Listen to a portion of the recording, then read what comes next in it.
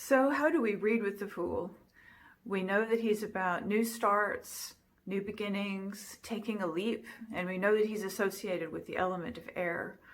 So let's take a look at the card and see if we can figure out what Aleister Crowley and Lady Frida Harris were trying to tell us with some of the imagery that's there. The first thing that I see is that the Fool is bringing with him some grapes and a bag of coins. And these represent abundance, but it's not an abundance that he's earned. It's abundance that he brings with him from heaven to this plane, this planet, just like we do. We all come to this earth with that kind of abundance. The other thing that I notice is that he has a pig's nose and he has horns on his head.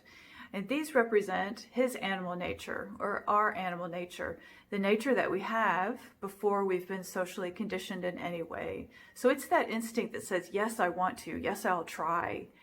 And that is also very much the energy of the Fool. Another thing I like is the dove that's in front of him. And the dove is, of course, a holy symbol, a symbol of heaven, a symbol of divinity. And that shows you that he is coming right out of the top of the Tree of Life. And at the top of the Tree of Life, he is the first major arcana. He connects Keter and Chokmah at the top of the Tree of Life. He's the first path. So the last thing that I want to talk about is something that I like to think about because I read with the Tree of Life. You see that there are 3 rings around him, and those 3 rings remind me very much of the 3 half circles that you see drawn above Keter sometimes that represent 3 levels of heaven as heaven becomes more earthly, I guess you could say, as it becomes more and more understandable to us.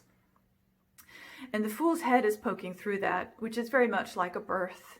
He's coming through those 3 layers. Coming through Keter, and then he's coming into existence. Just surprise, here he is, and he's ready to go, but he doesn't know anything. He's completely innocent, just willing to try. And I think the animal nature is actually very important to this card because we know that Crowley thought that we should respect our animal nature. It's absolutely nothing to be ashamed of.